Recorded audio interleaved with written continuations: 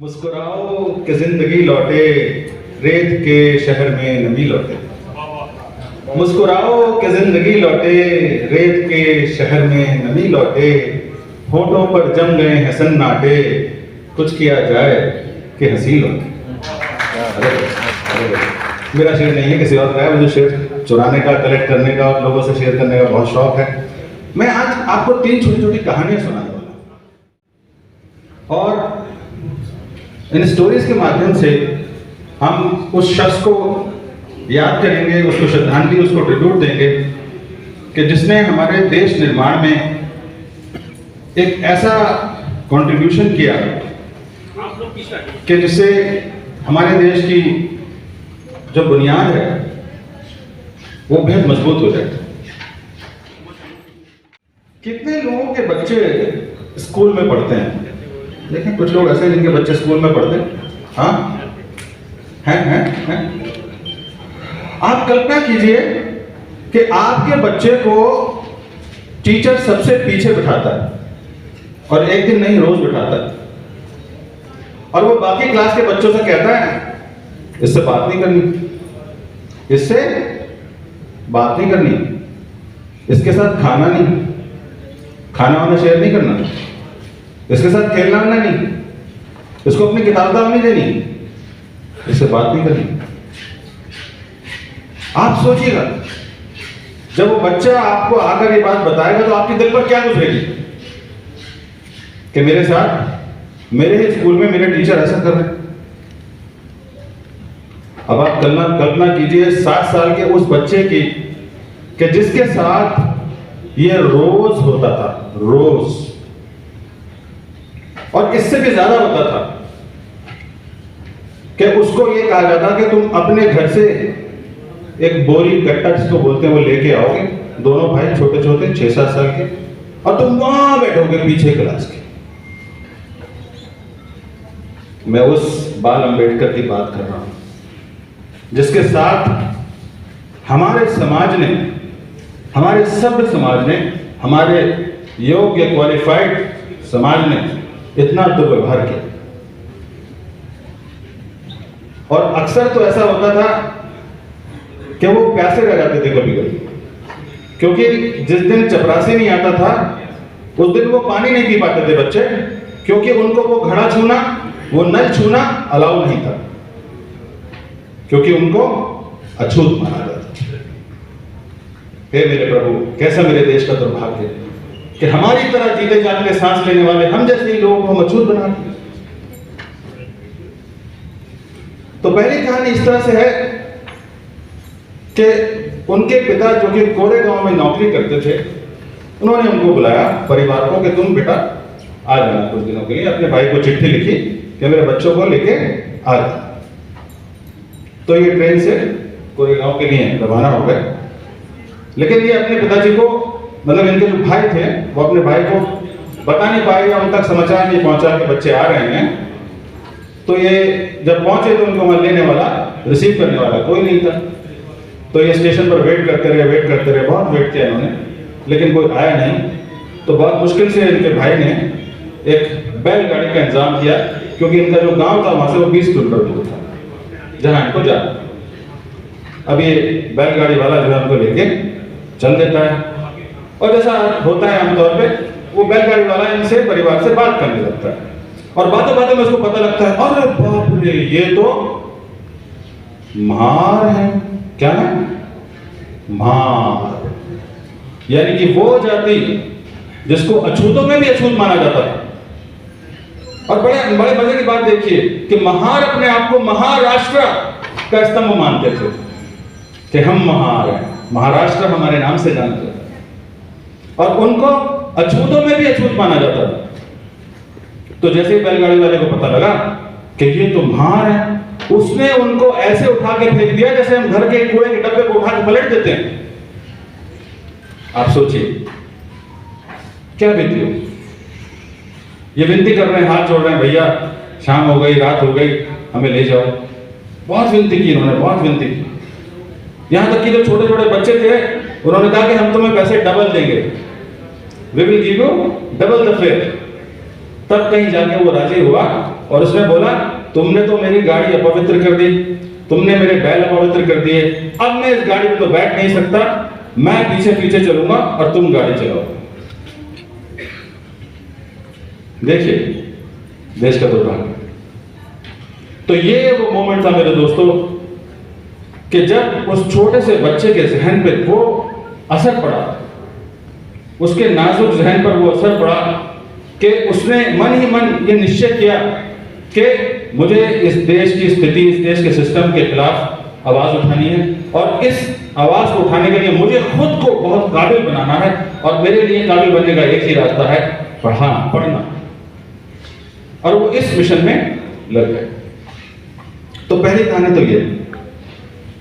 दूसरी कहानी ये होती है 1927 के आसपास, जब महाराष्ट्र असेंबली ने एक लॉ पास किया कि आज के बाद से अछूत जात के बैकवर्ड लोग भी जो है नल का पानी, तालाब का पानी, कुएं का पानी पी सकते। देखिए स्थिति कहां पे रुकी हुई है, एक पानी पीने पे रुकी हुई है। तो असेंबली ने बिल पास किया कि अछूत जात के लोग भी जो हैं they are allowed to drink water from the public wells, public ponds and public taps. Now it was only available on the paper, and Ambedkar knew this, that it is just a paper document. The ground reality is different. जो वास्तविक सच्चाई है वो कुछ और ही है, यानी कि अपने समाज में वही व्यवहार हो रहा है उनके साथ जो होता है, और इस कानून बनने के बाद भी कुछ बदला नहीं। So Ambedkar decided to raise his voice, and he gathered 2,500 people from his caste, और वहां पर एक उसका नाम मैं बोल रहा हूँ तालाब का, एक उनके गांव के पास एक तालाब हुआ करता था, उसका एक नाम है कुछ महाड़ तो गांव हुआ, जी बिल्कुल सही है, लेकिन तालाब का नाम कुछ और है। तो बहरहाल वो एक पब्लिक तालाब था जहां पर सब लोग पानी पीने जाते थे, यानी कि जानवर भी उसमें पानी पी लेते थे, गधा घोड़ा भी पानी पी लेता था, सिर्फ नहीं पी सकते थे तो सिर्फ अछूत। तो ये 2500 लोगों को लेके जाते हैं और उस तालाब से चुल्लू भर के पानी पीते हैं। इनको 2500 2,500 लोग फॉलो करते हैं और सब लोग हाथ से उठाकर चुल्लू में लेकर पानी पीते हैं। लेकिन उनका ये कृत्य, उनका ये इरादा उच्च वर्ग के लोगों को पसंद नहीं, और वो वहां पर हंगामा कर देते हैं। इनके साथियों की बहुत ज्यादा वहां पर पिटाई की जाती है, इनकी बस्ती में हंगामा किया जाता है, और इनको इस तरह से डिस्करेज किया जाता है कि आज के बाद ये इस तरह की कोई आवाज ना उठाए। तो ये था दूसरा मोमेंट अंबेडकर की लाइफ में। आपने सुना होगा अंबेडकर का नारा था, शिक्षित बनो, शिक्षित बनो, संगठित रहो, संघर्ष करो। तो पहला उन्होंने डिसाइड किया, पहली कहानी बताई मैंने आपको, क्या डिसाइड किया उन्होंने? शिक्षित बनना है और शिक्षित बनाना है। दूसरा उन्होंने डिसाइड किया कि जब तक लोगों को संगठित नहीं करेंगे हमारी आवाज कोई सुनने वाला नहीं। और संघर्ष तो जीवन में है ही। जब भी मैं अक्सर उनके बारे में पढ़ता हूँ, सोचता हूँ, और खासतौर पे उन क्षणों में जब मैं बहुत लो फील करता हूँ या डाउन फील करता हूँ, तो मैं याद करता हूँ उस छोटे भीम बच्चे को कि यार हमारी लाइफ तो कितनी सॉर्टेड है यार, हमें तो कोई संघर्ष ही नहीं करना पड़ रहा। संघर्ष तो वो है कि जब एक भीगी बरसात में भीम बरसात से बचने के लिए एक मकान की दीवार से कमर लगाकर खड़े हो गए, तो मकान मालकिन बाहर आई और उसने उनको धक्का दे दिया और वो कीचड़ में जा गिरे, और वो बोली तुमने हमारा मकान अपवित्र कर दिया। संघर्ष तो ये है, सोते जागते उठते बैठते घर से बाहर निकलते हुए संघर्ष ही संघर्ष। और आज का संघर्ष देखें, आज का संघर्ष क्या है? बच्चे क्या कहते पता? अरे जोमेटो पे ऑर्डर किए हुए 20 मिनट हो गए अभी तक लेके नहीं आया। आज का संघर्ष है। उन बच्चों को बोलो बेटा अभी आपने संघर्ष देखा था। आज का संघर्ष क्या है? अरे पापा फोन पुराना हो गया, मुझे आईफोन प्रो मैक्स चाहिए 14। आज का संघर्ष ये है। आज का संघर्ष ये है, अरे पापा कब तक ये छोटी गाड़ी चलाते रहोगे? हाँ अरे ले लो ना एक्सयूवी। आज का संघर्ष ये है। तो हम अपने बच्चों को बताएं कि संघर्ष किसे कहा जाता है। तो शिक्षित रहो, संगठित रहो और संघर्ष करो। और तीसरा जो कि आज के विषय से बिल्कुल रेलेवेंट है, वो कहानी कि जब उन्होंने डिसाइड किया कि मुझे ये काम करना है, और उनका प्राइमरी जो फोकस था, पर्पस था, वो है समाज में न्याय और इक्वालिटी लाने, न्याय और समानता लाने का। आपको जान के आश्चर्य होगा कि विश्व का सबसे सम्माननीय देश, उस देश ने जब अपना संविधान बनाया तो उसमें इक्वालिटी नहीं थी। आपको जान के आश्चर्य होगा कि विश्व का सबसे सम्माननीय देश, जब उस देश ने अपना संविधान बनाया तो उसमें इक्वालिटी नहीं थी, यानी समानता नहीं थी। उस देश का नाम है United states of America. It took more than 75 years for the United States to think about the equality for every citizen.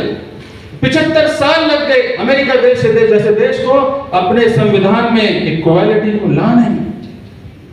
हम कितने सौभाग्यशाली हैं कि हमारे संविधान का पहला पेज ही इक्वालिटी से शुरू होता है, हमारे संविधान का पहला पेज ही समानता से शुरू होता है। जय भीम।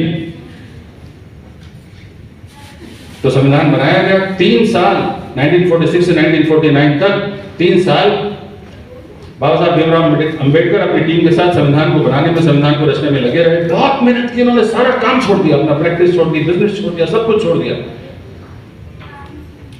गांधी जी को बहुत मानते थे। तो जब संविधान बनाने का समय आया तो नेहरू जी ने कहा that I am going to invite constitutional experts from around the globe because we are going to make a new constitution for a new nation. And Gandhi ji was sitting in that committee. So Gandhi ji said, come on Nehru, we have the most intelligent person in the world with us. Why do we need constitutional experts from other countries when we have our own talent? ये गांधी जी के शब्द थे कि नेहरू, 5000 साल में कोई इतना intelligent व्यक्ति पैदा होता है। एंड ही वाज राइट, वो बिल्कुल सही थे। लेकिन एक बात जो है वो उनके अगेंस्ट चली गई, और अगेंस्ट उनके ये बात चली गई कि उनको पॉलिटिक्स करना कभी नहीं आया, ना नेहरू की तरह ना गांधी की तरह। तो उनके विचार और सिद्धांत जो थे वो बहुत रीजनेबल थे, वो हर चीज में रीजन और तर्क को लेके आते थे। उनका कहना था कि ये संविधान कोई होली बुक नहीं है, ये कोई रामायण या गीता की तरह पूजने वाली बुक नहीं है, ये हमारा एक्शन प्लान है। इसमें अगर हमने कुछ लिखा है तो उसको हमें इंप्लीमेंट करना है, और इंप्लीमेंट करने के लिए मैं सबसे आगे हूं। और जब बात आती है इंप्लीमेंट करने की तो वही वर्ण व्यवस्था, वही जात पात, वही सवर्णों का डोमिनेशन, ये सब चीजें चैलेंज हो जाती। और तब क्योंकि व्यवस्था में सब लोग वही थे तो वो लोग इसके लिए तैयार नहीं थे। तो काफी समय तक ये आर्ग्यूमेंट चलता रहा, और फाइनली अंबेडकर को लगा कि ये सब दिखावे वाली बातें हो रही हैं और शायद एक्शन लेने में ये लोग मेरे साथ नहीं आएंगे। तो उन्होंने कहा कि भाई मेरे बस की बात तो है नहीं। और जैसा आप जानते हैं कि अंबेडकर जो थे वो हमारे देश के पहले कानून मंत्री थे। और मजे की बात है कि अंबेडकर जिन्होंने कोलंबिया यूनिवर्सिटी से पीएचडी हासिल की, जिन्होंने लंदन स्कूल ऑफ इकोनॉमिक्स, जो कि आज भी कॉर्पोरेट में नंबर 1 रेपुटेशन पे आता है, आज भी लंदन स्कूल ऑफ इकोनॉमिक्स से उन्होंने एमएससी और डीएससी किया, उसके बावजूद उनको सिर्फ लॉ मिनिस्ट्री दी गई। तो इस बात का उन्हें बड़ा अफसोस था। तो वो कहते थे कि मेरा इंटरेस्ट, मेरी रुचि, मेरी कैपेबिलिटी फाइनेंस में है, इकोनॉमिक्स में है, तो मुझे उसमें भी मौका दे सकते हैं, या मुझे एटलीस्ट कुछ कमिटीज में डाल सकते हैं जहां पर मैं कुछ काम कर सकूं। तो ये भी उनका रीजन रहा कि उन्हें धीरे धीरे निग्लेक्ट करना शुरू कर दिया गया। कुछ ऐसे एपिसोड्स हुए जैसे जम्मू एंड कश्मीर का मामला, जिसमें उनको लगा कि नेहरू उस मामले को ठीक से डील नहीं कर रहे हैं, और बहुत सी कुछ इस तरह की बातें हुई कि जो उनको लगता था सिर्फ वो कहने सुनने भर की हैं, उनको गवर्नमेंट या पार्टी या कांग्रेस लेकर गंभीर नहीं है। तो उनको लगा कि शायद अब बात बनने वाली नहीं है, और यहां से उन्होंने एक नया बीड़ा उठाया जिसको वो मानते थे कि मैं इसी के लिए पैदा हुआ। तो in my opinion he was not a politician, he was a reformer, he was an educationist. और मैं ये मानता हूं कि हम और भी उनकी योग्यता से और भी उनकी काबिलियत से लाभ उठा सकते थे। हमारा देश उससे बहुत फैज़ उठा सकता था जो शायद हम नहीं उठा पाए। और आप देखते हैं कि आज 104, 105 अमेंडमेंट्स होने के बाद भी देखिए आप कितनी स्लो प्रोग्रेस है। तो शायद मुझे लगता है कि यदि अम्बेडकर होते और काफी समय तक हमारे साथ रहे होते तो आज वो कुछ ऐसे लॉज, कुछ ऐसे चीजें इंट्रोड्यूस कर चुके होते जिससे हमारे देश में और कुछ कंट्रीब्यूशन होता और पॉजिटिविटी आती। तो आज हम उस महान हस्ती को नतमस्तक होते हैं, उसको श्रद्धांजलि देते हैं और इन्हीं शब्दों के साथ मैं अपनी बात को विराम देता हूँ। Thank you so much.